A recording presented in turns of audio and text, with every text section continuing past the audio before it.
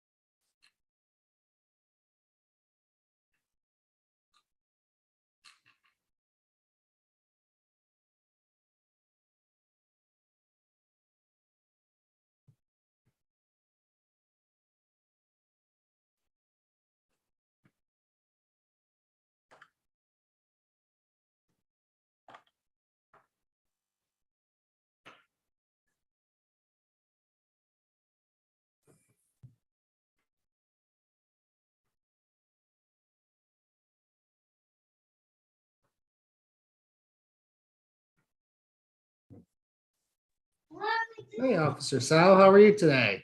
Hey, Zach, how are you? Not too bad. Oh, okay, got Luke Rumsey. Hey, Luke, how are you? Hey guys, doing well. How about yourself? Doing great. What's going on? It changed. Just chilling, man. Just chilling. I I was reading a book last night called The History of Here, and you were mentioned in it. Oh dear Lord, that's scary. What were they? What was mentioned?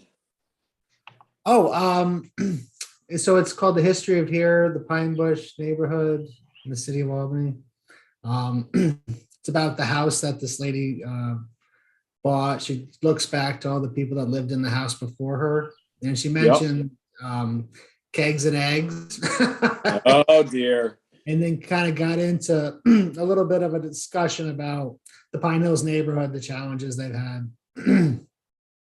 All right. Well, I'll have to look into it. It's really a great book. Do you know who it's authored by? Yes, actually, you know what? I'm gonna go grab it real quick. Oh, Sal, you got little ones wandering around. Hey guys. Can you say hi to Mr. Luke? Hey guys. They're cuties, Sal. How old? Thanks. Angelina just turned 7, and Angelina's going to be 5 in July. Cool. Very cool. Are they going to give your update tonight? No, this is Dan's night. Webster's going to be doing that. I think we'd rather hear from the kids. Yeah. They got a lot to say. I'm sure. Next time we see you, we'll have to hook you up with some Albany tattoos. They would love it. We were at the pop-up barbecue last night at 4th and Green, and they went over like hotcakes, man. Our table with that. So, Luke, the book is by Akum Norder. Okay, yes. Yep. And so, hi, everybody. Thanks for joining. I was just telling Luke he was mentioning a book. It's called The History of Here, a House, the Pine Hills neighborhood in the city of Albany. I highly suggest if anybody is looking for a good book, this is really great. Yes, I read it. I thought it was very good. I'm gonna go out and pick it up right now. It's a really great book. Okay, good to see everybody. It's going to be just a couple more minutes here.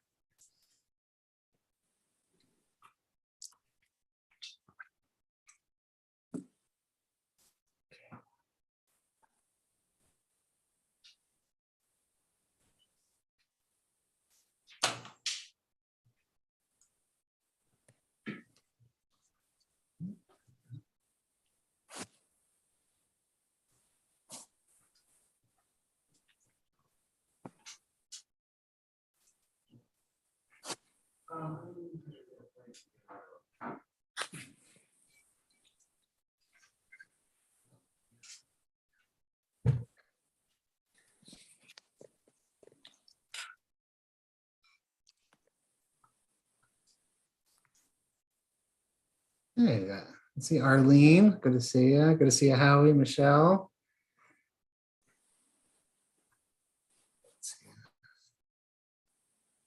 Good evening, everybody. Oh, hey, Ray, how are you today?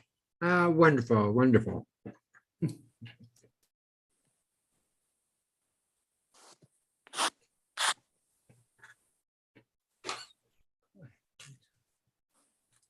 That was a very impressive photo of the 150 lawn bags. Oh, thanks a lot. Thanks a Wow. lot. I had a little help from my friends, the new recruits.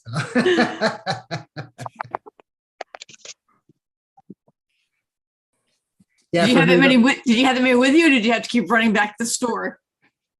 we started with 100 lawn and leaf bags, and we had to get an extra 50. And we still didn't have enough. Wow. But yeah, we filled 150 bags at Westland Hills Park, and then the next weekend, the recruits went up to the Pine Bush to the Rapp Road Historic District, and we cleaned up a lot more trash up there along South Frontage Road. There's a lot of pedestrian traffic, a lot of cars that go through, so we picked up a lot more garbage there. So, all right. All right, everybody, it's 6:30. Thank you, everybody, for joining us tonight. This is the June 1st Council of Albany Neighborhood Associations meeting. I'm Zach Simpson, CANA Chair. Thank you very much for joining us. We have a pretty busy schedule, and then we'll have some new business to discuss. Let's go over to Officer Webster with the Albany Police Department for the update tonight. Good evening, everyone. I just wanted to go over a few things that we got going on. We've had a string of commercial burglaries throughout the city, Upper Central Ave, all the way down to Lark Street. Since March, there's been 8 commercial burglaries. And Zach, I'm sorry I didn't get back to you. Yes, those 2 places were burglarized, 900 Central and 911 there. Sorry I didn't get back to you on that. New Scotland Ave also, there was 3 burglaries on New Scotland Ave, all commercial. So that's something we're working on, and our detectives are trying to piece it all together. And I think they feel it's one or 2 parties doing this. We made an arrest for a burglary on 217 Sherman Street just last week. I don't believe that's the same as these commercial ones, but I'm sure that's something they're trying to work out. We've also seen a rise in shootings over the last month. It's consistent with the last 2 years at this time of year. Not that you shouldn't be alarmed, because we always should be when there are shots fired, but and shootings. But that is the stats that we had from the last couple of years. Right around June seems to rise. On another note, we have a pop-up. Our pop-ups are starting up again. So we had one last night, successful, on 4th and Green. And next Wednesday, we're doing 255 Orange. Also going to be a movie at that one. So anybody has any questions for me, let it fly. Hey, Dan, Ray Moran here. Hi, Ray. Getting unofficial comments about the 2 instances where large numbers of casings were recovered at sites where shootings were reported, like 81 or something in one place and 60 something in another. That has not come out publicly from APD. Do you have any comments on that?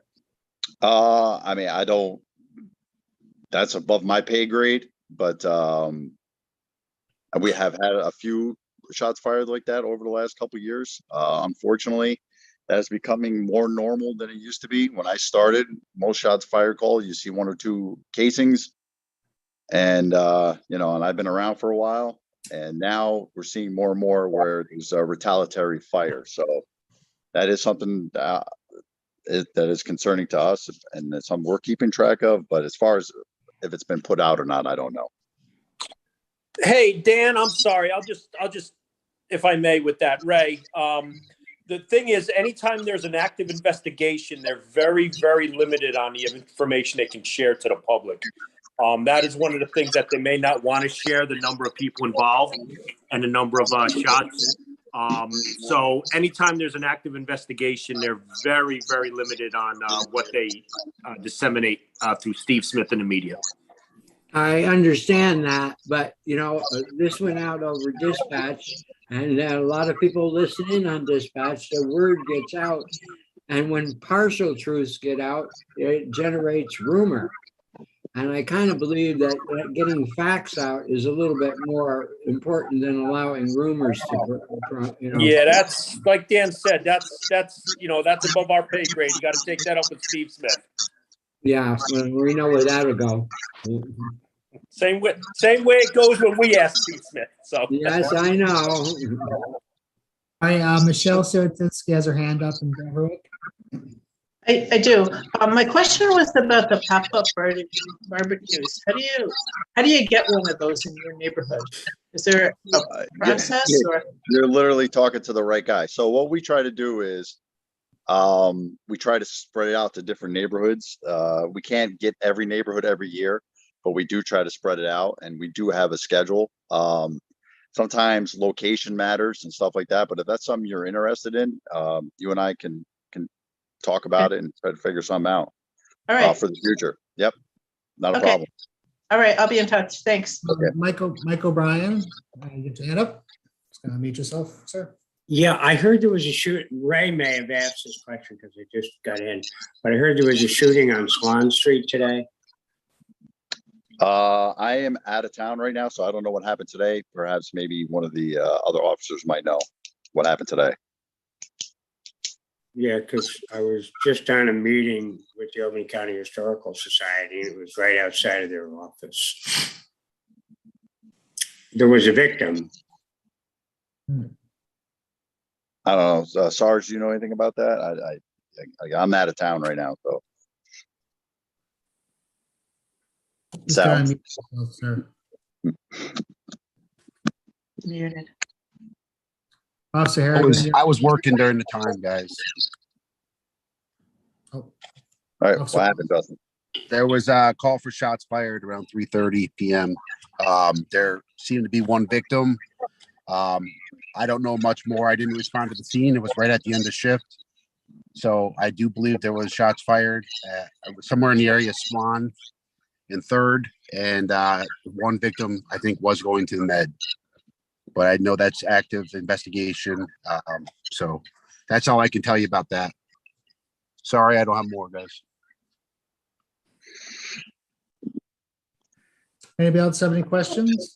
Or any other updates from the police department? That's all I got right now. Okay. All right. Well, thank you very much. Thank you, Zach. All right. Let's go to our first presenter for this evening, the Honorable Albany County Executive Dan McCoy. Thank you so much, sir. It's been a little while. You were here for our conversation on COVID last year. Welcome back. Whenever you're ready, you have the floor, sir. Thank you. Thank you, Zach, for giving me the opportunity to speak at the Council of Albany Neighborhoods. We were just coming out of our darkest hours a little bit a year ago. And I like to say after 27 months, it's been getting easier, but our infection rate's still up.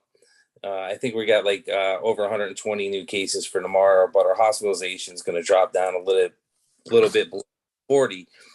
Vaccines are working, and I've said this time and time again to everyone. It's not going to prevent you from getting COVID, but hopefully it's going to stop you from going into the hospital, stop you from going into the ICU, and stop you from dying. So every tool you can use in the arsenal to help you go forward works. We're still encouraging mask wearing, where you're comfortable. If people want to wear them, not wear them, respect both sides of that, the aisle on that. But this variant keeps changing, and they're telling us the summer might be all right, but the fall might we might see high numbers again. But after seeing a spike in COVID infections beginning in mid-March of last year, we're now seeing them trending back down, which is good. So, but the important things, everyone when we were shut down lost a lot of revenue and sales tax. and so on. And I think in 2019, we basically, compared to this year, we split 127 million.3 in sales tax revenue with the town, cities, and villages. And last year it was 106. 2020 was 106, and in 2019 it was 113. So you can see how it was at 113, dropped to 106, and then to 127. Some of the things we're trending and watching in the county is how much money's out there right now. And hopefully we don't see a recession in 23 or 24, but you see the inflation of prices, gasoline being the topic of the day because 16% relief the governor signed. So we're hoping that's going to work, but there's a lot of things that are going good. One of the things I do want to say is the Vance Albany County Alliance that we created, the first of its kind, has really been working for us here in Albany County. We were able to attract Plug Power to go to the town of Bethlehem, which is going to create a lot of jobs. We've been working with SUNY Poly and Nanotech, the university, with obviously Senator Schumer, Gillibrand, everyone involved, Governor Hochul, to have tech jobs right here if that money goes through the White House. And that's going to be roughly about 1,000 high skilled level jobs. And when Plug Power opens up in July, they have jobs starting about 60,000. So now it's trying to get people to see that these jobs are there and to apply for them to start working. So there's a lot of things going on. I've been working with Assemblywoman Pat Fahey. I can tell you, even everything going on in her life, she works hard. $750 million that we've been working with the state of New York for Wadsworth Laboratories to stay and to build at university campus, Harriman campus, as we know it as. But one of the things I will say about that is that through COVID, I really learned the importance of that laboratory. I mean, I've been a city resident my whole life and never realized the value, what we had in our backyard, so to speak, with the laboratory there. So the fact that they kept it here, you know, they're merging on the campus and the jobs, but obviously the response they had for COVID testing, helping out with things and kits was a game changer. So it's one of the things that we need to continue to watch. And, you know, we are in the capital region together, but it's about creating opportunities for people at the light of the tunnel as we come out of COVID and how to reimagine the workforce, how we live, how we operate, how government operates. I can assure you the one positive thing out of this whole thing was that we learned to work remote. I mean, for governments to learn how to work remote, do Zoom, change our technology, was, I can assure you, on the Zoom call was no easy feat, but we got it done. And, you know, so through the pandemic with our COOP operations and plans of operations, we were able to be successful. I can assure you, I spent many nights during the winter when we thought we'd have to close down the next morning. And now it's like a no-brainer. It's like we're laughing at the first snowstorm we had. We're like, we don't have to shut down. We can go remote. We can still operate and give our services that the residents deserve, the quality of services, without a hiccup. So it really has worked out in a lot of different ways. But some of the side effects of this pandemic that we've been in, our opiate overdoses and death are trending high. In 2019, we're about 62 opiate overdose in Albany County. 2020, we're up to 99. And in April, all of 2021, 110 opiate overdoses, another 4 cases pending toxicology reports. It's like a 76% jump. And I like to tell everyone, since CDC's really been keeping the data the last 20 years from 1999 till today, it's roughly, you know, about 800,000 people that have died from opiate overdoses. And if you look at this history of this country, the good and bad, but you look at the amount of time we've been at war, all the wars from the first war this country had into the current war that we're in Afghanistan, Iraq, we lost a little over 1.3 million men and women defending this country. And we're on the verge of hitting 1 million opiate overdoses in 20 years. And just to put that into figures, it's something that we need to continue to educate.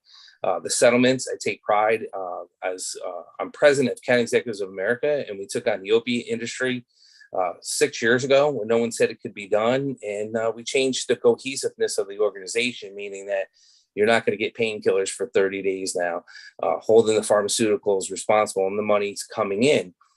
It can never replace the amount of value of someone's loved one that has passed away from this, but we need to change it for the future. And one of the things is with this, when this money comes in, is doing pain management clinics, working through like Albany Med's hospital, looking at things that we have done and really changing that. And I do want to thank the Senate and Assembly, because they really helped us.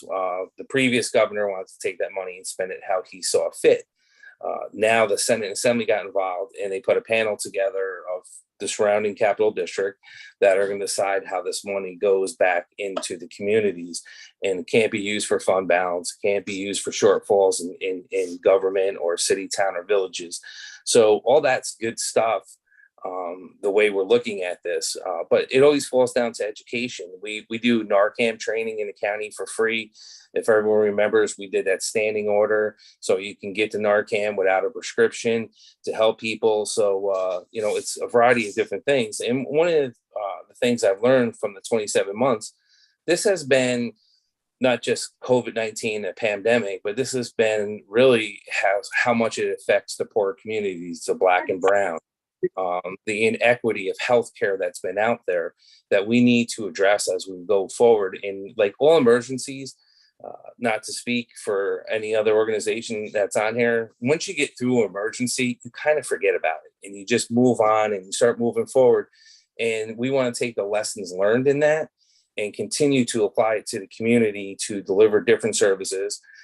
Go in where services were lacking, provide them benefits to the people in the neighborhoods to make sure that this inequity in healthcare and other industries, one of the things we started to do is take a lawsuit with insulin.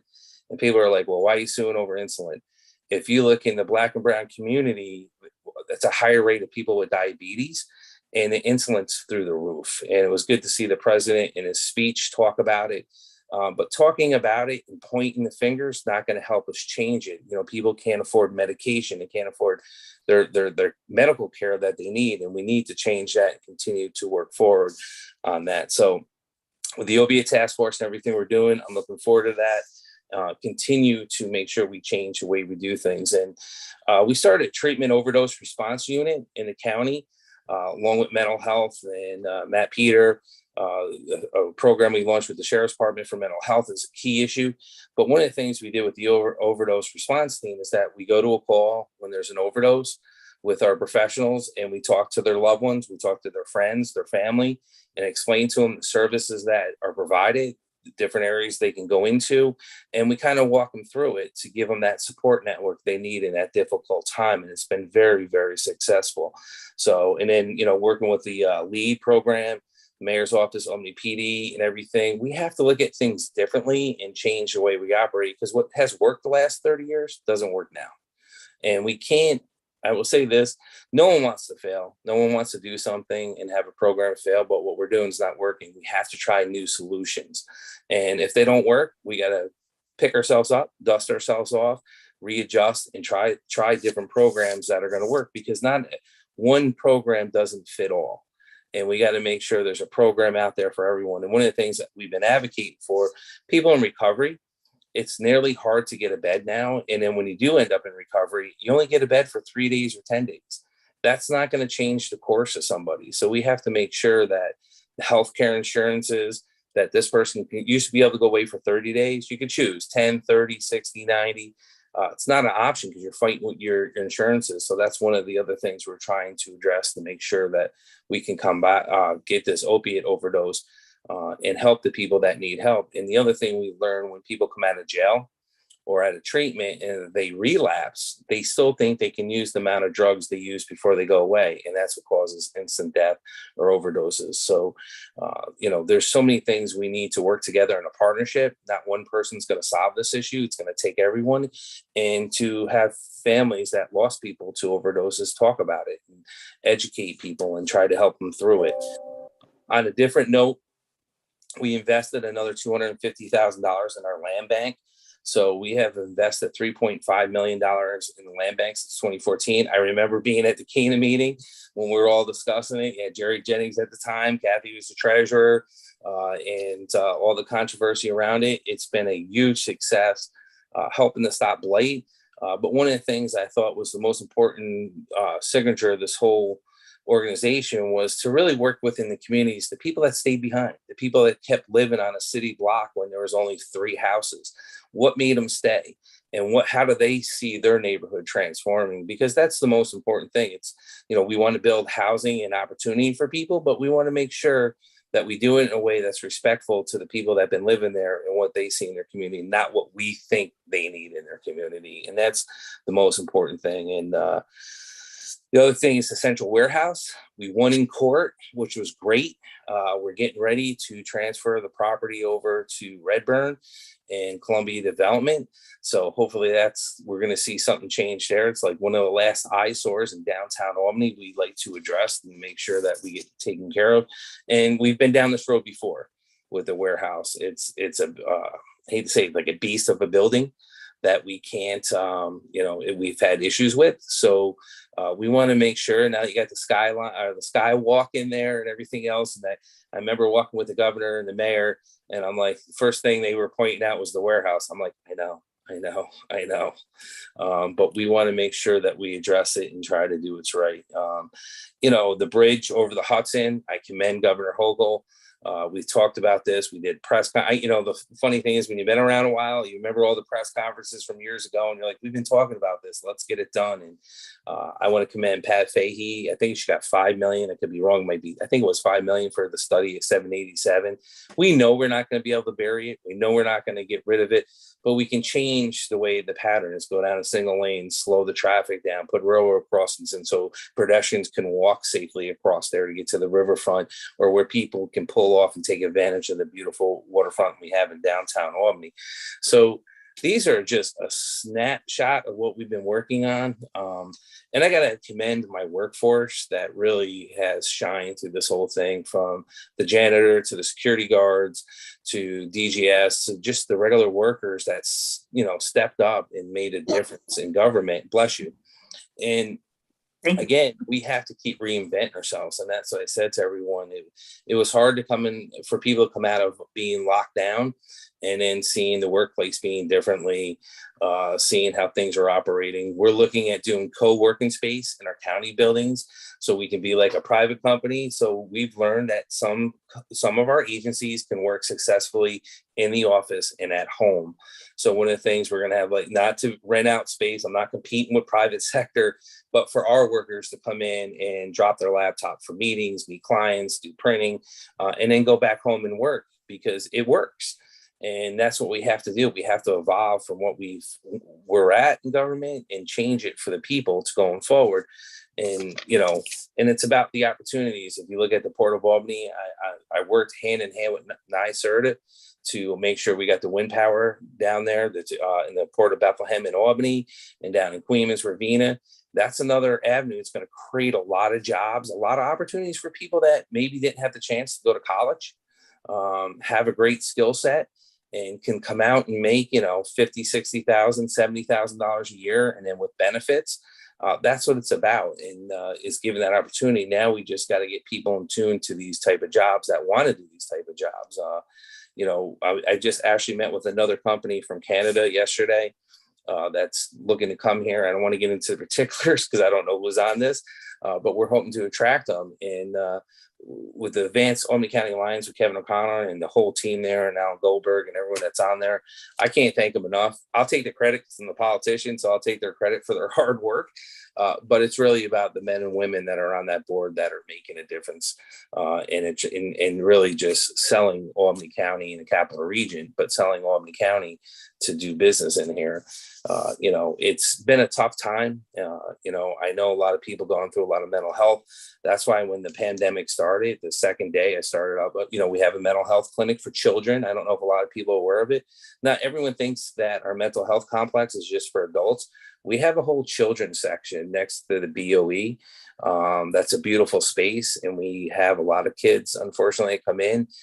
And we set that hotline up because the world's different and it's going to be different for a while. It's not going to go back to the way we saw it 27 months ago, maybe in time, but people have to adjust. And we want to make sure that our services are there for people to talk to somebody. And whether, your stress level's a lot different than my stress level. How many friends on here or people on here on the Zoom that have friends that can't go visit people in the hospital because they can't see them like that, or they can't go to a wake because they can't deal with it, and put on what we just went through for 27 months. You have to have that understanding. And I tell everyone, take a deep breath, take a step back, reevaluate what's going on around in your community, and just have that tolerance for somebody. Just because it doesn't bother you doesn't mean it's not going to bother them. And and help that person out. That's the one thing I do love about Albany County. When I lived in the South End, your neighbors took care of you. You got in trouble, you got so beat up by the time you got home, it didn't matter what mom and dad said, because you got beat up on your whole way home. But people were there for each other, and that's what it's about. And that's the one thing I do take a lot of pride in being county executive here in Albany County, is the people. And it's about the extraordinary things citizens do. And that's why we started, honoring a citizen every quarter, to look at, or every month. We kind of slowed up through COVID, to look at ordinary people. And I don't want to say ordinary, I hate to say it that way, but people, your neighbors, who influenced you the most growing up. Not the politician, the superstar, or the rock star you thought, the money or whatever. It was your neighbor just helping you out, mowing the lawn, taking the trash out, or just leading by example that gave you that character, that foundation for you to go forward. So these are things that we need to tap into, the great resources. I tell everyone when I've met at different neighborhood associations or I go out to meetings, I'm like, look, I know all the negatives. Let's talk about the positives. Why do we live in the city of Albany? Why do we live in Albany County? You can move all over this country. What keeps you here? And let's build off of that foundation for the future. And what are we missing as opportunity? What's the opportunity we miss? Unfortunately, my middle child moved to Boston on me 3 years ago. I want him back, and I'm like, he's like, Dad, I just like what's going on. I like the vibe in Boston. And I'm like, yeah, but what are we missing in Albany? What are we missing to keep people here that want to work here? And obviously I'd be a hero with my wife if I got my son to come back home, but why do we, what are we missing? And our rail trail, our Helderberg, Albany County Helderberg rail trail, I'm saying that wrong. I'm having a long day. The bike trail that we built, we had over 200,000 people, and we did announce we're putting outdoor gyms along there and other areas in the county. We're selecting, with MVP, and it's going to be a gym without a roof. And I got to tell you, it's going to be like $250. We're doing one with the city of Albany in a partnership to promote green, healthier living, get outside and explore. And it's been a home run. And there's a variety of other things we're working on. I could go on for an hour. I could go on for 10 minutes. I don't know how much time, Zach, I have, so I don't want to take everybody's time. I'll take questions, whatever you want to talk about. Certainly. Does anybody have questions for County Executive McCoy? You can raise your hand if you like. Other than Mike O'Brien.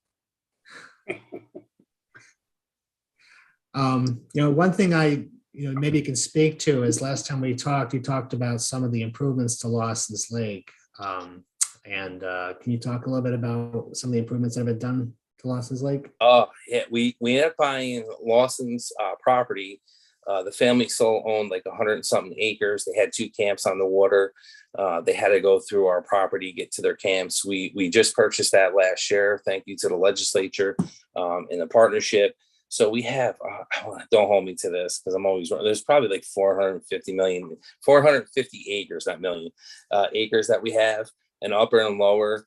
And we have an amphitheater we built internally into the hill. It's awesome for concerts. We have it where we can swim, but we're deciding what we're going to do this summer. The programs, the partnership we have with the Boys and Girls Club, we bring inner city kids out for 12 weeks. It's a partnership with Sheriff Apple and the Sheriff's Department and my department. We pay for the whole thing, and we do different programming. So like one year we had our IT department out there. We had people helping read. So the kids just can have different opportunities. Not every kid wants to play football, baseball, basketball. We put a new basketball court in. We redid a new playground. Fryhuffers came out in a partnership with their union, and they not only did they donate the playground set, they put it together. The operating engineers and bricklayers and carpenters, I'm probably going to leave someone out, so hopefully they don't see this, built a pavilion down by the water for us, handicapped accessible. We had a partnership with the Boy Scouts and the Girl Scouts.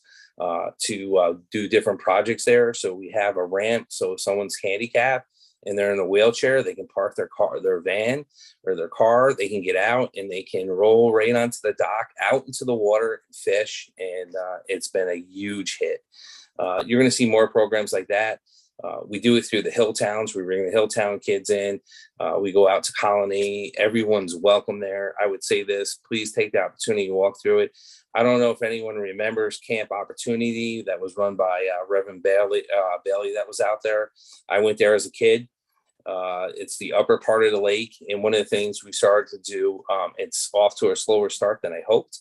But we're doing a thing for crime victims, for battered women and men and sexually assaulted children and women, to have a retreat where they can go and be isolated in the serenity, the surroundings, get the therapy they need, not in an office, and really just kind of get the healing process they need. And if they have children, they can go over to the other side of the lake and be part of the programs with the Boys and Girls Club. I tell everyone, you can't just drop your kids off. You have to go through the Boys and Girls Club. We pay for the transportation with CDTA to bus them out there back and forth all summer. Queens Ravine is involved. We do trolleys. There's a lot of activities going on at the lake. I encourage anyone to go walk the trails. Just we got fire pits. We got firewood if you want to have a little fire. We have fire pits all around there. And I got to give it to the men and women at our DPW department that did this all internally. Everything we've done has been pretty much internally with the skill workforce that we have. And I take a lot of pride in that. And it saved us a lot of money. So please take the opportunity. We moved our crime victims out of 112 State Street, their main office. I'm not going to tell you where we moved them to. But I thought it was degrading when I used to watch women and children come in to get help. You got to go through security. You have to sign in. Everyone knows where you're going. Everyone, you're in that building. If you're not paying attention what's on every floor, you shouldn't be working there. But people know when you get off on a certain floor why you're there. And we want to have a place where they could have serenity, where they could go to, and it's a house, and we have a pavilion and a playground for the kids, and it's a nice setting for people to go to get through their trauma. I thought that was important. I didn't do a ribbon cutting on it. I didn't put it out in the press because I don't want anyone to know where it's at for security reasons, but most importantly, so they can go there and have the time they need to heal. So there's so many other things going on, and I could just go on with a variety of different things. But what's important, and I'll say this act to you and why it's important organizations, what do you want? We can sit here all day and do different programs, but how can we interact with the communities to make things better? Some of the arguments I get now is I have a lot of people that want BOE out of downtown Albany. They don't feel safe. It's a community I grew up in, so I get a little offended when people sit there and say it's unsafe. I remember as a kid running around them streets, and there's good people there. We have to work with the mission hand in hand to get that under control for the kids at Giffen Elementary School. But people don't realize we have 28 departments in the county and how much we do social services, early transportation for special needs kids that have to go to different schools. We do speech, OT. We do a variety of programs for children. And, we started Project Growth. One thing that's hard to get highlighted is our probation department. We started a GED program because I found out 25% of the kids on probation don't have a GED. So now they have an opportunity to not only do it via Zoom, but to come into our building. We set up a classroom in our probation office. We help them, and another 20% don't even have permits or driver's license or IDs. I remember when they're arguing about getting people identification that aren't from this country. I go, do you know how many people walk around the city of Albany that don't have ID, that are citizens or went to jail and got out and they can't get IDs, they can't get a social security card? I go, let's address this and address everything with it. So one of the things with the permits been a huge success. Actually, I just talked to probation today, and it's one of the things when I got to know Bill de Blasio real well, because I was telling him about our program, Stress to Success. We take people on probation, put them through a 14-week class. We teach them how to interview, how to dress. We get them clothes, fill out their resumes, how to get there, a variety of things. Project Growth, when kids getting in trouble. We go through the trades union, and we build different projects at Lawson's Lake and around the county, and they take pride in it. And a lot of these kids, the men and women that are involved in this, end up going into the trades. But it's thinking differently. And I could sit here and tell you all I've saved $1 million by doing this. I don't know, but I've got people off probation early, and they haven't reoffended. And that's the key. And Bill de Blasio looked at it. Eric Adams looking at the programs we were in there. And I actually said to probation, I said, I'm the politician. I'm going to take credit for all your great ideas. But they have done extraordinary thing, the men and women in the probation department, thinking outside the box. And that's what we need to do. Look at things differently and not through one lens, but through multiple lenses. Right. I think Dan Van Riper had his hand up for a question, sir. There, unmuted. Mr. McCoy, the money for the opioid settlement is a pretty substantial amount of money, I understand.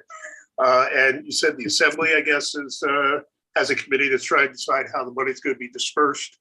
I assume that the county is going to get a pile of money, and then the county is going to disperse it, or something like that is going to happen. If you can explain how that's going to be done. What I'm getting at is, first off, they got to have some kind of, like you're saying, input from people about how the money should be distributed. But I just want to say right off that the places that really need that money are places like the South End or West Hill or Arbor Hill, the sacrifice zones in the city of Albany. It's very nice to have a big company coming to Bethlehem, which is one of the most high income parts of the county. But we need to see a lot of this money brought into places like the South End and then used to best effect. How can we do, will we be able to do input? How would it go about doing it? So I want to thank the Senate and Assembly, and I usually hammer them for when they're doing us unfunded mandates. This was a great idea they came up with. Dr. Giordano, our mental health commissioners on the board. Every county got to put different people on the board. There's nonprofits on the board. And they just got put together about a month ago. There's a few hiccups. I'm not gonna sit here and tell you it has been a smooth operation. It has not. But again, we have to get it right, Dan. And one of the things is, as this money comes in, to decide how it's best going to fit the community. Unlike the settlement with tobacco, that came to the counties and it went to our general funds. And we just, we took money away from other areas. I didn't have to spend $1 million on education or whatever, and I backfilled it with that and used the money elsewhere. That's what I was concerned about. I didn't want to see counties, towns, and villages do the same thing we did before. And you are right. I wish there was more money coming in, because people don't realize they could give me a $1 trillion settlement. It's not enough to put a dent into it. I'm going to tell you why. Because the amount of people, unfortunately, that were pregnant during their opiate crisis, kids that were born with underdeveloped lungs, learning disabilities, seizures, that's going to go on for the next 60 years. Hopefully they live a long life and a quality of life, and we're going to have to pay for them services. So we have to make sure it gets to, like what you're saying, in the South End. And that's one of the things that I started an EOC. It should be up and running in 2 months, not like the sheriff's 911. But what I decided to do, and I said at the State of the County back, I don't know when I did it, February or March, what this is going to focus on, all of our agencies are going to have someone working out of it. It's going to be on the 5th floor of our nursing home. It's going to be set up. It's set up now as a command post. It's not ready to be open yet, but we're going to do data analytics and really look at the communities that were underserved through COVID, that have been continued to be underserved. And make sure that we don't forget about it, kind of like the after action report, and make sure that we focus and saying, this is where the resources need to be. This is where we're going to make the difference. And I'm hoping this style of analytics that we're going to use, data driven, not politically driven, not passionately driven on pure analytics and data, to say this is the best way to spend the money. This is the best way to change a community. And we're going to run it like an emergency operation, like we have been with COVID, but it's going to be focused on all our agencies and the services we provide in communities like that. I don't know if I hope that answered your question, Dan. Well, I mean, I know you're not the state and you're not in charge of doing this. You're reporting to us what what we'd like. But I just really basically wanted to pass along to you my 2 cents about that. That basically the money needs to go where the money is needed the most. You know, rather than the South End, rather than say, you know, Loudonville or something like that. Yeah. You know, so. All right, Mr. McCoy, I think time's up. So we got to move on to our next presenters. But thank you, sir, as always, for coming to CANA. I really appreciate Zach, it. thank you. Thank you, everyone. Thank you. Okay, now we're going to go over to Holly McKenna and Mike O'Brien. They are here tonight to represent the International Center of the Capital Region. And I believe I'm going to go. Hi, Holly. Hi, Mike. And I'm going to share the your presentation, right? So. Okay. Now, COVID affected us for 2 years and more. We had no international visitors. Normally we get over 100 a year, and they're referred to us by mostly through 2 programs. One is the State Department and the other is a program that Congress started. Fortunately, this year we are back with a lot of vigor.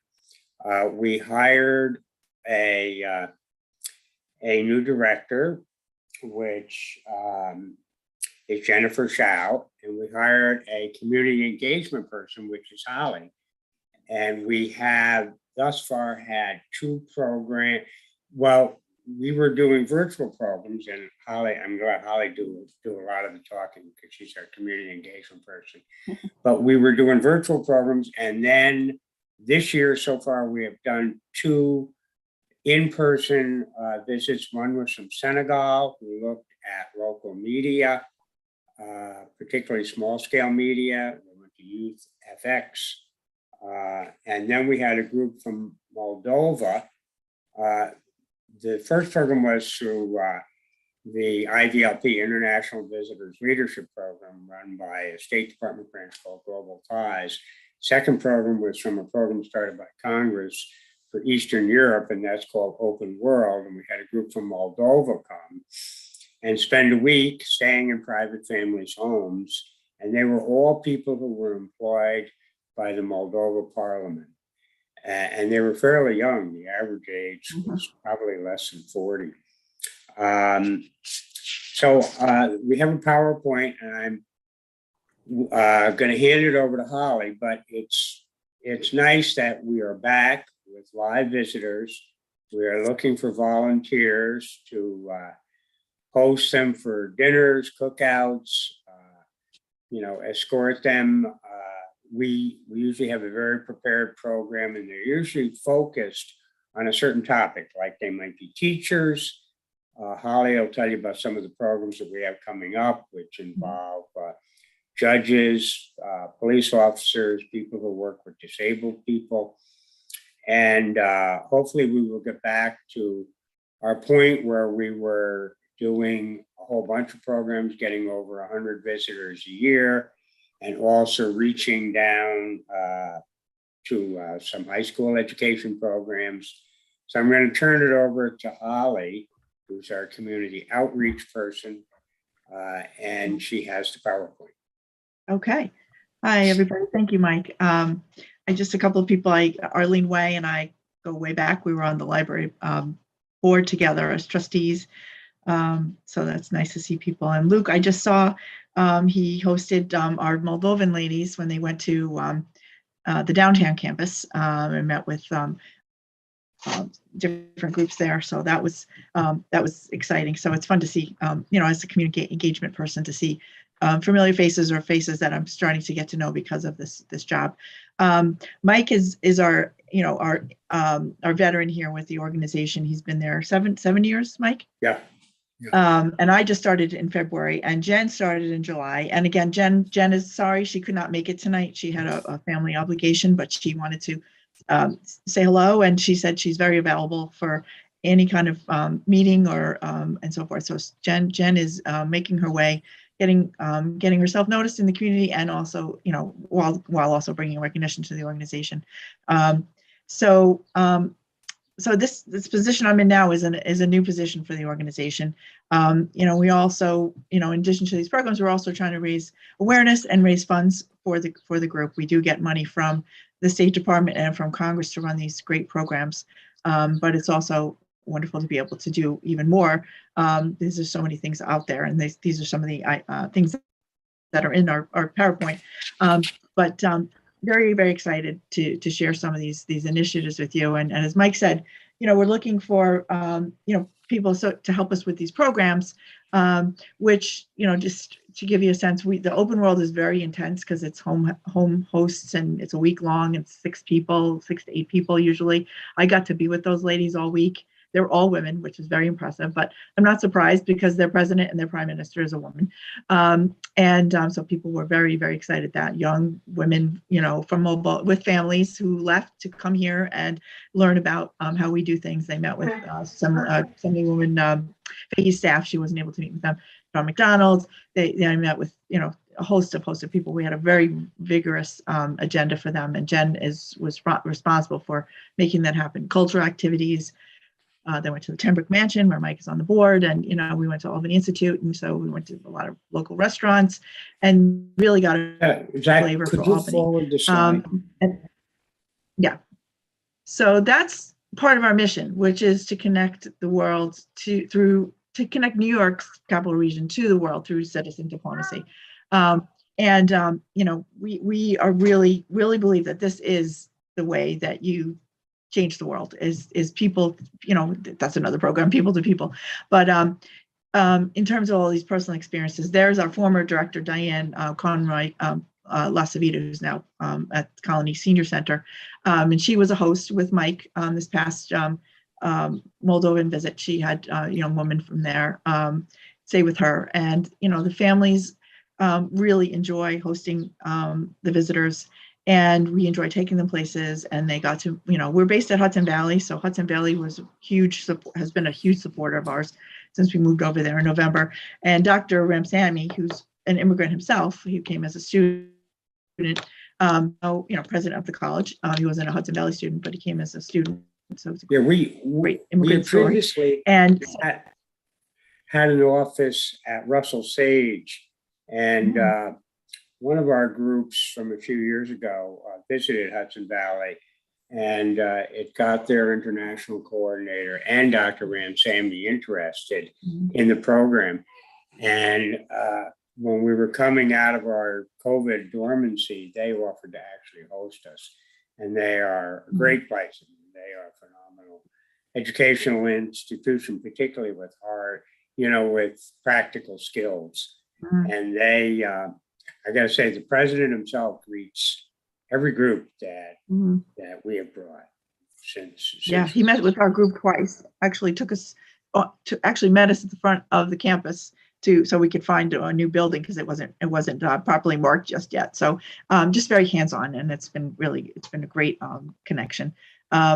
And we, speaking of colleges, we also, I'm in charge of bringing on interns. So we've had students from UAlbany, where I also teach in journalism and run the internship program there. And they are supervised by Jen, not by me. And, Russell Sage, we just brought on our 2 graphic design students. We have a student who's going to help us do a podcast from UAlbany. Hudson Valley, we had a wonderful intern, Prisma, who's a native of Nepal. So, everything we do it's got some kind of international connection. It's very, I love this job. Absolutely love it. I've been in a bunch of different things. I'm part-time at SUNY. But it's just wonderful to get the word out there. This organization's been around since 1956.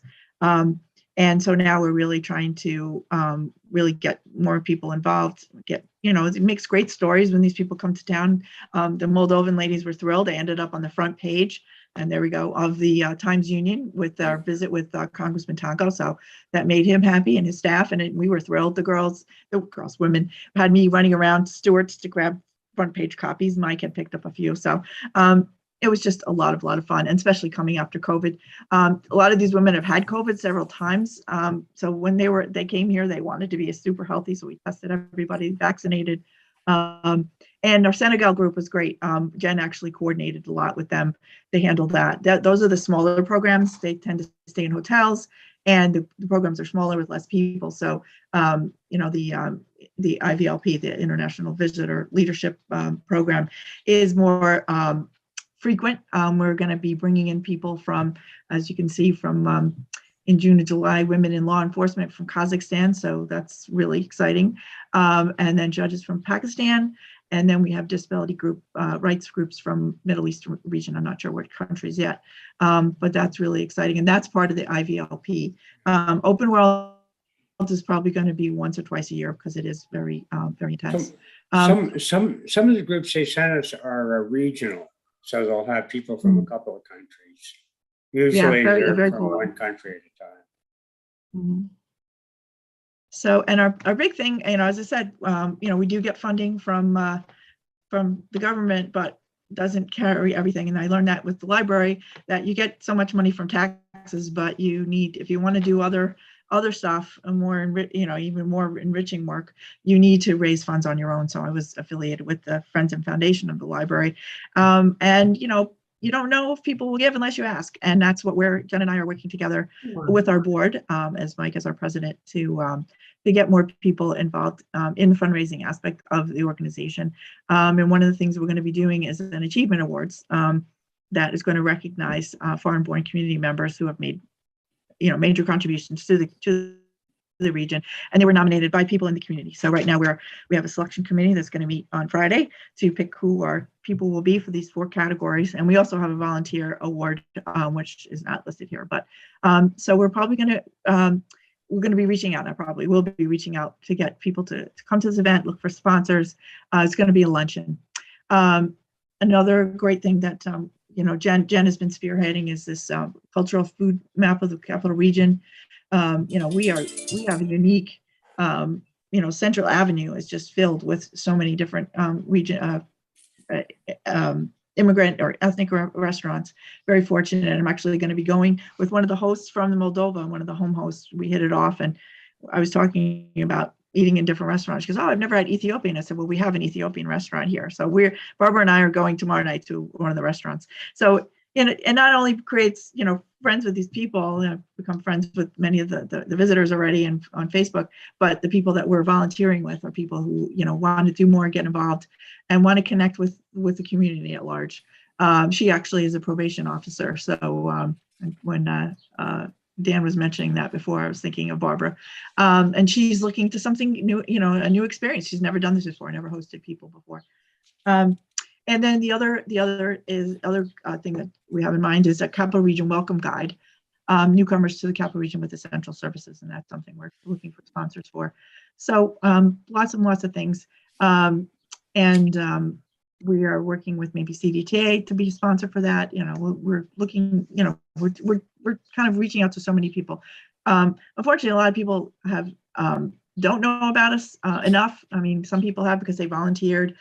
They got involved, but you know, it's really doing great things, and more and more, and especially if we can get younger people. And this program, the Young Diplomats program that we're hoping to start to help train young people in this capital region to be global citizens. One of the things that you had in past years was there was a program that would have debating teams from different high schools, and we must have had about 8 local regional high schools that participated in it. And the winner of that contest would go to Washington, and they would participate with other high schools from different regions. We hope to start that back up next year. And I think, Holly, you had more conversations with Jennifer about it, but some of the local chapters actually get involved in student exchanges. We haven't done that yet, but I believe Buffalo does, and I know some of the others do. So that's something we're looking at. And we hope to start, like for example, when the Moldovans came, one of the places they went was Shaker High School to meet with social studies students there. They also went to SUNY to meet with poli-sci students. Right, so I think that gave them a good dimension. High school, college. professional. Absolutely. And actually, one of the volunteers that we had was a graduate of the World Cross program with that same teacher. So Paul has decided to get involved with us. He's also a son of a Polish immigrant refugee. So it's just really exciting to see all the connections. You know, it is definitely the epitome of small money. We had a great time with Dr. Shartok. He had us visiting. He really put out the spread for food and gifts. And I mean, he was thrilled, talked about the women the next day. And, the AMC did a story on them. So, it's really fun, especially after COVID. People are excited to see other people from, the other side of the world coming here to learn about. This group had told me that they actually put in to have 10 other Moldovan groups come to the United States for various doctors, lawyers, nurses. It's a struggling democracy. It's on the, close to Ukraine. It's a country that needs our help, and it's smart. They're trying to align us with us. So hopefully the Russians won't even think about invading. But of course, that's something they live with all the time. So we do worry about their safety. I know, Mike, we've been trying to get news about a Ukrainian group that was here. Yes, in fact, we've had at least 2 groups of Ukrainians in the time that I've been involved. Obviously now we don't. We wish we could. I think the last group was in 2017, and they were an open world group that stayed in people's homes. Yeah, we were supposed to have Russian visitors as well, but that had to get canceled. That was they were going to come before the Moldovans. So this other initiative is our new thing. Our Mike and Jen had gone to the Global Ties Conference, national conference in March, and came back with many ideas, and this is one of them. So I've actually found an intern this is her specialty, is work on podcasts. So she's going to help us in the fall. So, but this is a great way to bring different leaders from around the region who have, are interested in global issues and represent global issues, or global people themselves. But it's going to be a lot of fun to produce and to get the word out about that. So. But yeah, the next slide. Volunteers needed. So any. Oh yeah, the State Department pays for a translator, sometimes more than one translator. But I found a number of the people have some proficiency in English. I mean, it's never, or they have a handheld device that'll translate for them. But virtually for every group that comes, even if they're staying in a hotel, we look for people to host them for barbecues, cookouts. We always need people to escort them. They have a whole prepared schedule, usually with 3 or 4 events a day, but then the evenings are usually free, and that's when they usually get inside people's homes to have dinner with them, just to basically have a cross-cultural exchange. And I don't know, you would be surprised how much you have in common. I mean, certainly they know an awful lot about American fashions. Many of them have iPhones, and so it's an interesting experience. And we are trying to get more into fundraising. We didn't have any fundraising virtually for 2 years. As Holly said, we get paid a certain amount. We get paid a commission by the State Department, but that doesn't fully support the program. So we are trying to ramp up our fundraising for later this year by honoring at least 4 categories of immigrants to the capital region. Yeah, and we do not actually do, we do not actually do immigrant work ourselves. That's done by RISE and by a local chapter of the Committee on Refugees. We do more cultural exchanges, and we're going to get back into our presentations with students, get back into that hosting that debate by different high school teams, sending them to our Global Ties sponsors down in Washington. That's a lot of information, I know. Yes. One of the things is grants, looking for ways. Jen and I have been working on grant applications, events, just many things. Trivia night, that's something we've talked about. International trivia night. We've done an adult trivia just night, sky's the limit. which is kind of fun. They were all international type questions. So, but we have an active Facebook page. So if you Google International Center of the Capital Region, you will find us. Right. And there's a lot of events. There's been tastings, all kinds of, we're trying to work with different restaurant owners to feature their food. And, so it's just a lot of different, especially now, well, hopefully with things opening up a little bit, even though things always seem to be on the verge of shutting down, but trying to be optimistic. But it's there's a lot of ways to get involved, and we're very, very, Mike, you can tell Mike and I have a lot of passion for it. And because it's interesting, because it's not just one part of the world, it's the whole world, really. It is. One slide here, we are expecting this summer groups from Kazakhstan, from Pakistan, and from a few countries in the Middle East. But we've had them. Yeah, I mean, for example, the U.S. Census in the last 10 years shows the capital region grew by 30,000 more, 30,000 people. More than half are born outside the U.S. So that's a lot. That's a lot of immigrants, and just something to keep in mind.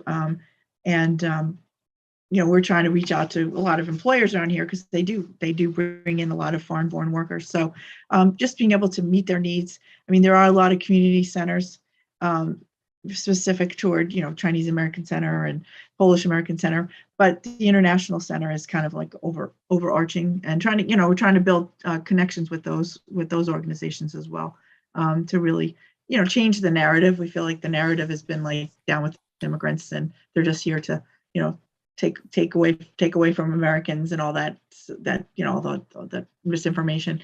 That these are people that are coming here with incredible skills, and are actually really improving our community. And we're excited to talk about, the history. I mean, it was fun to take the Moldovans to the Albany Institute and the Pembroke Mansion and teach them about all the Dutch history. They really didn't know that.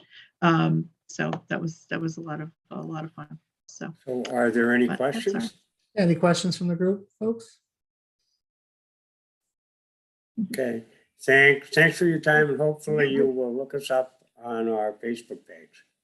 All right, thanks Holly, thanks Mike. Thanks so much. Take care, everybody. Thank you. All right, next, thank you very much. We're gonna go to Marco Flagg. He's representing the Center for Law and Justice, here to talk about the LEAD program. Thank you, Marco. Whenever you're ready. Hi, how are you? I'll just is it cool if I can share my screen? I'm sorry. Sure. Go ahead. Thank you. Yeah, it's really a pleasure to have the chance to meet with y'all, and I also have a special guest, Jenny Huling, who's the is the co-program manager of Albany LEAD, and I'm sure very knowledgeable and doing an incredible job with Bob Ward, who's the other co-project manager or co-program manager, what have you, of Albany LEAD. And so, I'm sure Jenny will, feel free if you'd like to share, add it into some details and whatnot with this program. But let's just get into it. All right, so y'all can see a slideshow with the big egg and whatnot. All right, so about Albany LEAD, law enforcement assisted diversion. So with this presentation, kind of just give a really brief introduction to LEAD, this program that has, as you'll see, it has so many moving parts. It relies on the collaboration, cooperation, and communication of entities and organizations across the city and county. And, you know, Jenny is doing a heck of a job with kind of wrangling all those cats together, you know, to do what needs to be done. But these are kind of some of the questions that I hope that you'll be able to kind of answer a bit after this brief introduction. If you have additional questions and whatnot, or if you'd like a presentation for your particular neighborhood association, feel free to get in touch with myself or the co-program managers. And you know, we'd love to share more information about this program with you. So yeah, let's kind of get into it. So what is Albany Lead Law Enforcement Assisted Diversion? First off, just we can talk about the roots of the program. This program is rooted in the harm reduction approach, which is, you know, meeting people where they are, person-centered, non-judgmental, and whatnot. And we see that approach as a healthier one than you know, putting folks in handcuffs and locking them up, particularly for crimes that may have been rooted in mental illness, drug use, or poverty. And so what LEAD does, law enforcement assisted diversion does, is kind of like, it's kind of like an off-ramp off of the road to the carceral system and the jails and the bail and all that stuff that is quite traumatic, particularly to people of color in this country and whatnot. And so one other way to visualize it, and I'm going to be going into plenty of details, is if you think of like a police officer, I think this is the way I like to think of it. And police officers have all these things on the tool belt. You know, they have the walkie-talkie, right? They got the pepper spray, some non-lethal things, handcuffs to restrain or whatnot, have a gun, right? Well, you can put maybe LEAD on the police officer's tool belt as well. It's a way where if a police officer encounters you know, a community member who is committing a crime that is the result of, you know, is founded in perhaps mental health, poverty, or drug use, that officer, you know, along with some other factors need to be met. If they meet the criteria, the crime meets the criteria and whatnot, again, the officer can provide an off-ramp away from the harmful carceral system into case management systems and social services and whatnot. So it's very, very helpful. And so that's kind of the core of the LEAD approach. These are some goals, principles for LEAD. You know, reorient, improve, reduce, address, sustain, There's plenty of information about these sorts of things, but again, harm reduction, alternative to a carceral punishment-based approach, because we understand, right, us enlightened folks, that you know, a lot of crimes, you know, may stem from these other systemic issues, and so folks don't necessarily need punishment, they need help, right? And so, and Albany LEAD does do that, does deliver that. So some background on LEAD, it was launched to 2011, and that one lone dot in Seattle, and then boom, right? Just a few years later, expanding all over the state, and not just the state, but the world too. And Albany has the, I don't know what you want to call it, was, I believe, the third site in the nation. It was brought over, really introduced through the, you know, the energies of Dr. Green. And you know, then of course, again, this is not just a sole project, collaboration, MOU signers, and I'll show you some of the partners that did collaborate, but Albany is one of the first, And really, when, you know, I've been like, I've kind of sat in on like events or whatnot, online discussions with folks in other lead sites around the nation. And I have to say, Albany's lead, I'm not calling it perfect, but it's top. I think it's one of the top, and it's quite impressive. And, you know, again, that's a lot to do with the leadership that Jenny and Bob have been showing, and the real commitment that the MOU signers have shown for this program. All right, and now who is involved? So, you know, so you can see, right? Can you imagine how difficult it is to bring all these folks in the same room? But it does happen. We just had a PCG, a meeting earlier today, so it is possible. So the mayor's office, APD, Albany County exec, Albany, the DA's office, county sheriff, Catholic Charities, who provides the client services, Center for Law and Justice, and, you know, St. Catherine's central bid. So quite extensive, and that cooperation is needed for such a program. Why is that? Now, a reason for that is because, no doubt, this is a tool, a very helpful tool for the police, and soon, through some important changes, it will be a bit more to the police. But because of even the key action of diversion, that off-ramp into client services and, you know, away from the harm of crime and punishment and locking people up and all that, that still depends on several factors. So I'll just try to, if we see if a police officer encounters someone, let's say shoplifting or whatnot, right, nonviolent, and the police officer talks to the person and whatnot and finds out, oh, they're stealing this because they're hungry.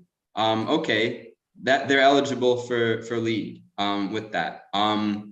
However, the victim, which in this case, the store, must agree to the diversion. Also, the community member themselves who's committing the crime must also agree to the diversion. And so with that, there's a lot of outreach, a lot of education that is required for this sort of thing. There is education and training for the police department.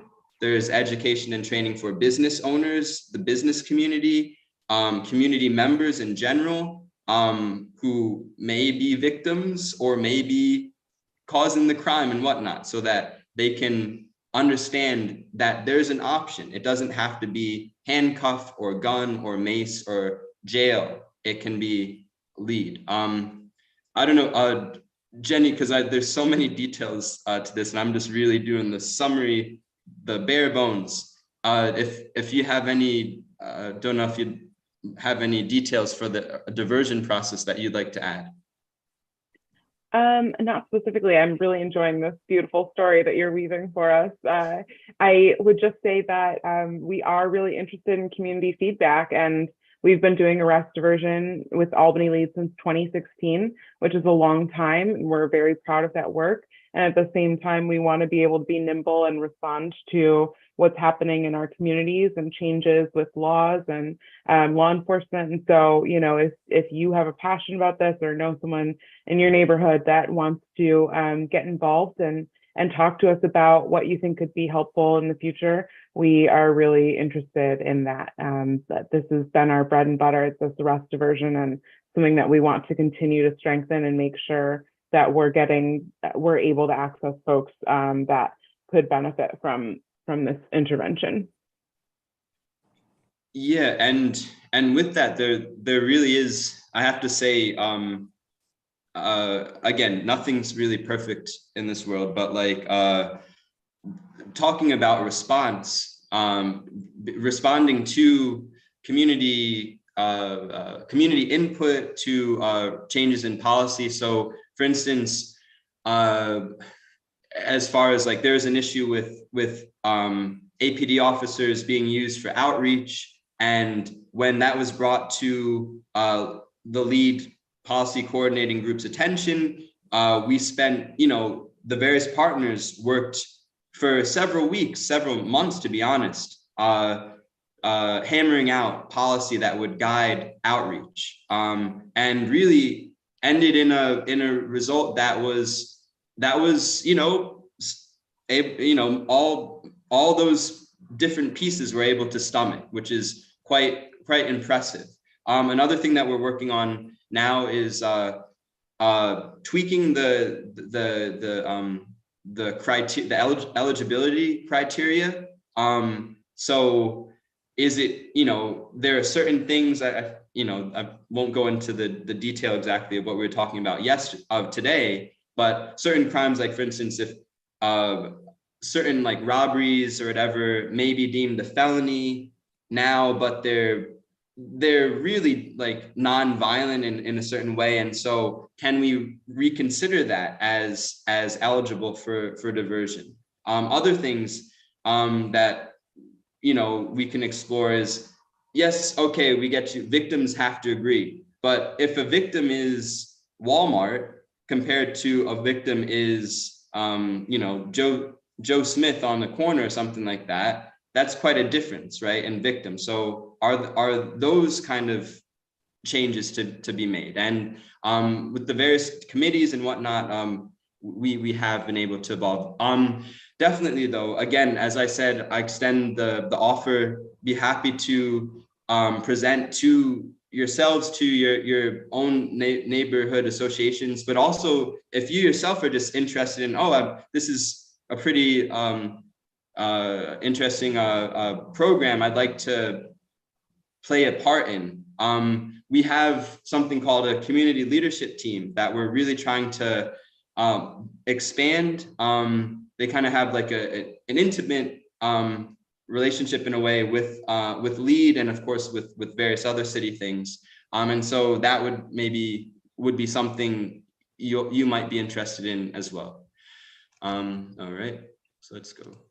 Okay, so pathways to LEAD. The pathway that what I just have right here, arrest diversion, is what is in that red circle. The who, the when, the how. Who is law enforcement makes the diversion. How, the when is at point of contact, if at risk for arrest, and then they are then handed off to a case manager who would be working at Catholic Charities. And I believe, they have 60 days, 90 days to report. If the community member takes a bit longer than that, there are usually extensions to that. But that's the way that happens. Now, why social contact referral isn't in the red, but it is visible, is because that was just kind of, that's just today looking to be implemented. The Center for Law and Justice is very, very, feels very strongly that pre-arrest diversions are the way, to again, provide that off-ramp before any sort of exposure to the criminal justice system. Saying that through, pushing and whatnot, and again, there's a lot of diplomacy that has to be at work. Anyway, perhaps Jenny, you'd like to talk about social contact referrals. Sure, absolutely. So again, like Marco said, we do value pre-arrest diversion. That is our main entryway into Albany LEAD. We have looked at data about folks who we call missed opportunity for diversion, which means that folks were arrested even though their charge appeared to be eligible and it seemed like they could benefit from Albany LEAD. Again, like Marco said, we're looking at our eligibility criteria to limit the folks who are missed for diversion, but we know that we can't possibly catch everyone just through one method.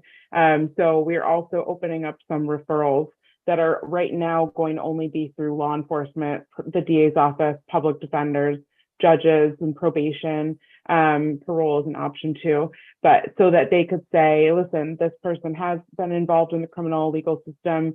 They could use some support to help prevent additional engagement with police and with the systems of the criminal legal system. So here's a referral. We want them to get that harm reduction case management. They're interested in that. They want some support.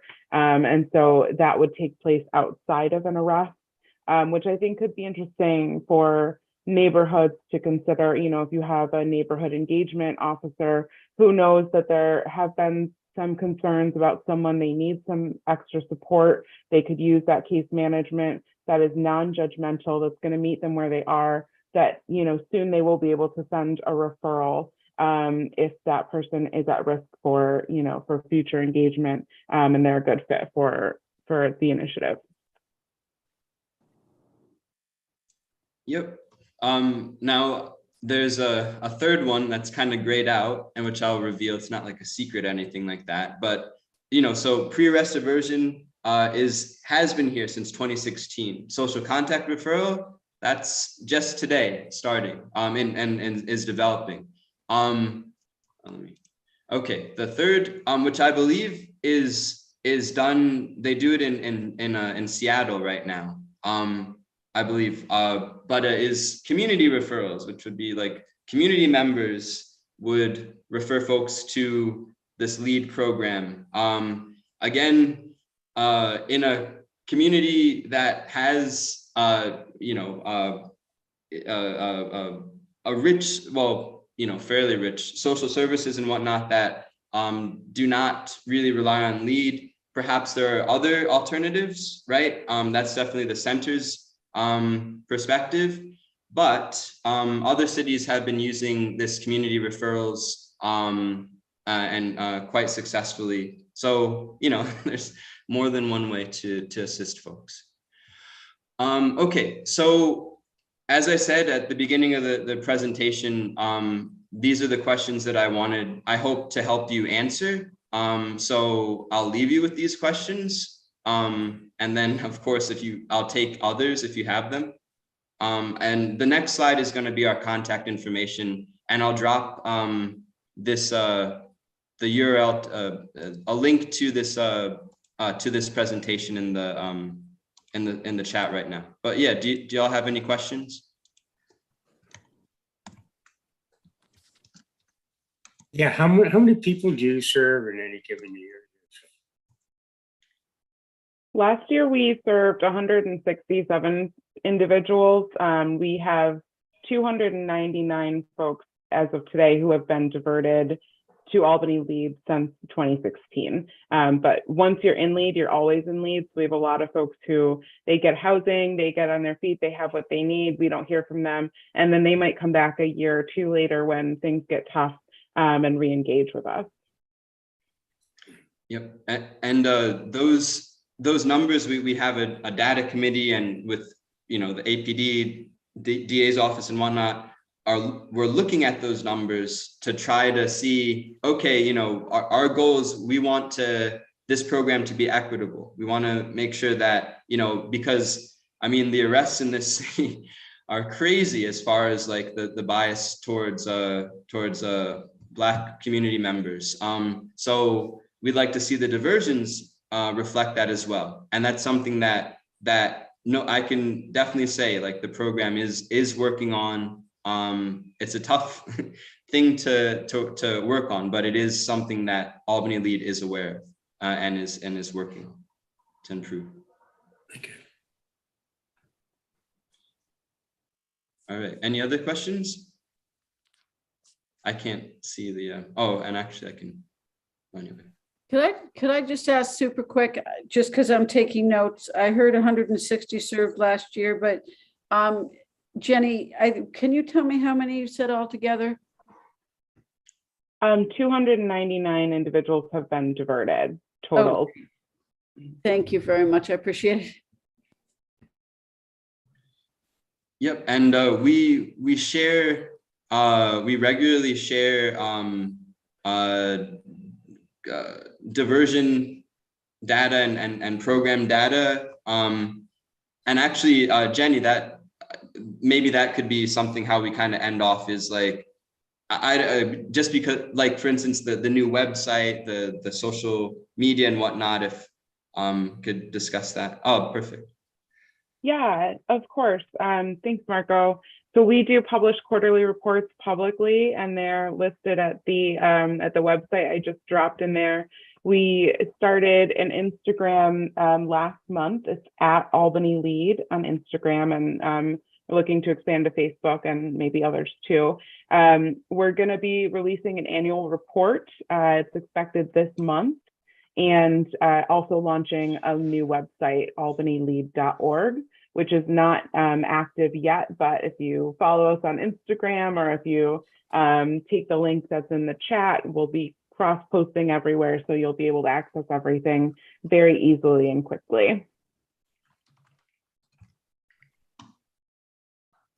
Yep. And again, I believe you saw our contact info. Please do reach out. Like well, I'm happy to present to y'all, your neighborhood association, if you have another sort of group or community group or whatnot, because, this is a program that community members need to know about. They need to advocate for it if it's something that they feel that they fit, or, because it can save people from getting locked up, right? With dealing with all that other sort of stuff. So it's important to kind of, for folks to know about. All right. Hey, Marco, could you, I'm sorry. Could you guys just drop your emails into the chat? And can you drop the Instagram link into the chat too, if you don't mind, just for the sake of my sanity. I just want to make sure I get it down accurately. Thanks. Absolutely. And I just want to say too, for community members, I think what's really important about Albany Lead is that we're often talking about lower level charges that someone could be quote unquote arrested on, but these days they often get an appearance ticket and they wouldn't necessarily be arrested anyway. So, if you're a victim of a crime, of course you want to see someone be held accountable for that crime. But often they're going to get an appearance ticket and have to go to court, weeks from now.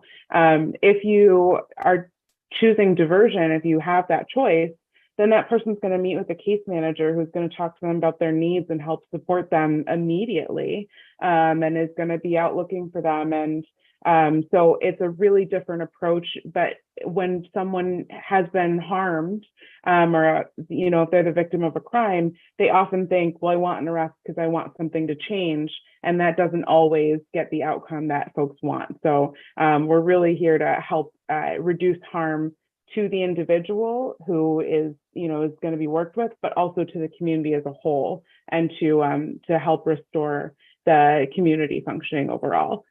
So like Marco said, we're happy to speak with any groups about that. And in my neighborhood, I just think it's such a good option, and something that I love knowing about as a community member. So thank you all so much for your interest in hearing about this initiative today. Thank you, Jenny. Thank you, Marco. Does anybody else have questions? Okay. Thank you very much for presenting on the LEAD program. Appreciate it. All right, Luke Rumsey, do you have a little UAlbany update tonight, sir? Hey guys, be very brief. Graduation happened a couple weeks ago. A little over 4,200 students graduated with their degrees. We've moved on into our summer session now as of May 23rd. And we'll be coming back for fall classes on August 22nd. So the bulk of our students are going to be out of town for the next couple months. 8/22 is our first day of classes. And the only other thing that I'll just put on everybody's radar, this upcoming weekend, the Premier Lacrosse League is in Albany, and they're actually staying on our campus, and they're going to be having a couple games on Saturday and Sunday. So if you're into lacrosse, feel free to come by and check it out. Otherwise, you may see some traffic on campus, at least on the south side by the stadium. And that's it. Okay. All right. Thank you very much, Luke. All right. So let's see here. Just for future meetings, we do have in September 7th, Jeannie Orr. She is with Capital District Tobacco Free Communities. And we have Assembly members Pat Fahey and John McDonald in September. Other new business. I did get an email from Scott Townsend. As you may remember, he came here to present on the Albany Riverfront Collaborative. He really lobbied to get the funding for the the engineering study of 787 with Assembly member Pat Fahey. CANA signed on to that letter, as well as many different organizations. $5 million is going to be spent on this feasibility study. So there is going to be a gathering June 16th at the Capitol Rep, not the old one, the new one, from 5:30 to 8. They're going to talk a little bit about what that money is going to go to. Speakers are going to be Walter Thorne. He's the editor-in-chief of the Albany Business Review. Assembly member Pat Fahey, County Legislator Carolyn McLaughlin, and Scott Townsend will be presenting. I did touch base with Melanie Metzger at the library about how things are going with the audio video equipment. She did say there was a couple of hiccups. They're still working on the audio video equipment. And then there's the process of training the staff how to use it and then being able to have the community use that equipment. So September, I'm hoping we can be back in person, hybrid, but it's going to be a lot of depending on the library. And also, they're not open till 8:30 right now because of staffing. So the library is open till 8. So we'll have to figure out if we start a little earlier or trim the meeting down in length. So does anybody else have any new business tonight?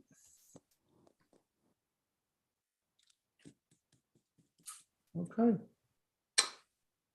So that's going to be a nice summer. I hope everybody stays safe and well, and we'll see you this September. Okay. Thank you. Thanks, Zach. You're a hero. Bye, Zach. Well. Thanks. Take care. Thank you, Bye. Zach. Thank Bye. you. Okay.